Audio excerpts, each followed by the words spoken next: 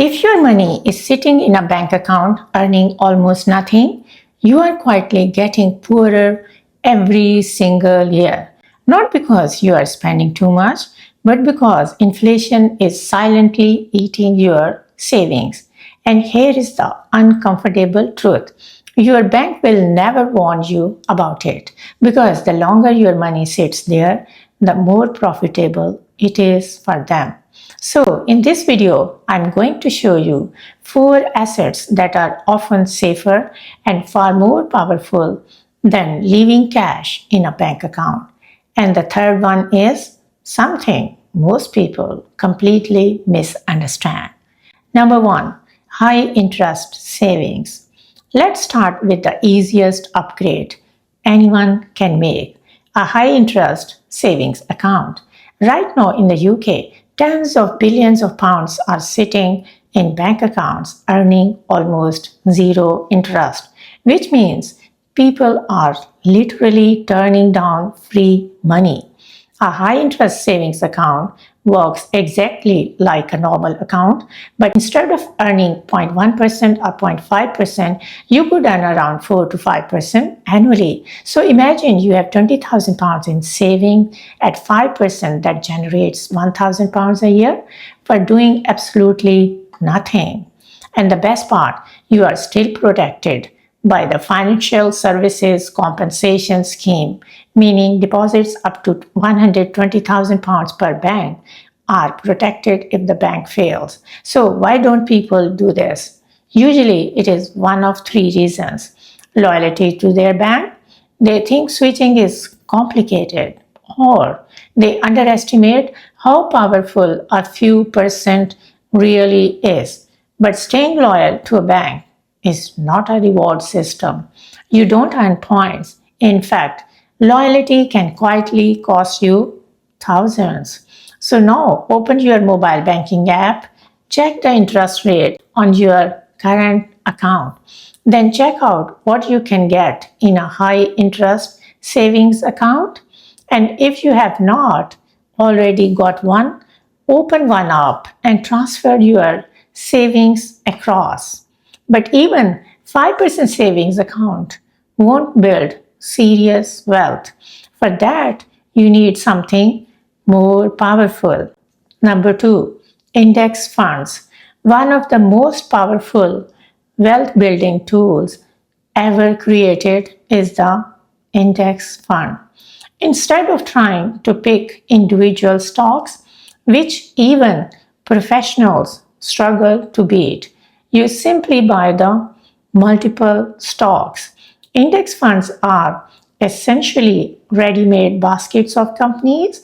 One of the most famous examples is the S&P 500, which tracks the largest 500 companies. When companies like Apple, Amazon, Microsoft, and Tesla grow, you grow with them. And historically, the S&P 500 has returned around 10% per year on average since the 1950s. Now let me show you why that matters. Imagine you invested £10,000 today. If it grew at 8% annually over time, in 50 years it could grow to over £450,000. But if you left that same £10,000 sitting in a current account earning 1%, it would only grow to around £16,000. That is the difference between investing your money and simply storing it. But here is a mistake many people make. They move all their money into investments, and that can backfire badly. Number 3, bonds. This is where bonds come in. Think of a bond as an IOU issued by governments or companies. You lend them money, they pay you interest, and eventually repay the original amount. For example, if you bought a £10,000 government bond paying 5%, you would receive £500 per year in interest. And when the bond matures, your £10,000 is returned. The advantage, the interest rate is fixed for the life of the bond, unlike savings accounts where rates can fall. But there is another interesting reason investors sometimes prefer UK gilts or bonds. In some cases, capital gains on gilts are exempt from capital gains tax, which can make them tax efficient for higher rate taxpayers who have already used their ISA allowance. But the final asset is something that governments, central banks, and investors have all been quietly buying, and it has been one of the best performing assets recently, and that is number 4, gold. Gold has been used as a store of wealth for thousands of years, and when markets become uncertain, investors often move towards it. Why? Because gold is viewed as a safe haven asset. Recently, geopolitical tensions and currency concerns have pushed demand higher. And it is not just individuals buying gold, central banks around the world are increasing their gold reserves. If you want to invest in gold, you have two options. First, you can buy physical gold like coins or bars from places like the Royal Mint, but that comes with storage and security issues. The second option is much simpler. You can invest through gold ETFs, which track the price of gold without you needing to store it physically. But here is the key lesson: cash itself is not the problem. You should absolutely keep cash for emergencies, short term spending, financial stability.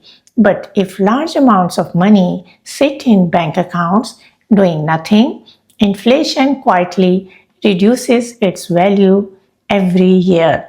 Smart money does something different. It spreads cash across assets that work for you: saving accounts for liquidity, index funds for growth, bonds for stability, and gold for protection. If you want more practical strategies on tax, investing, and building wealth in the UK, subscribe to the channel, because most people are working for money, but the goal is to get your money working for you. Thanks for watching, and I will see you in the next video.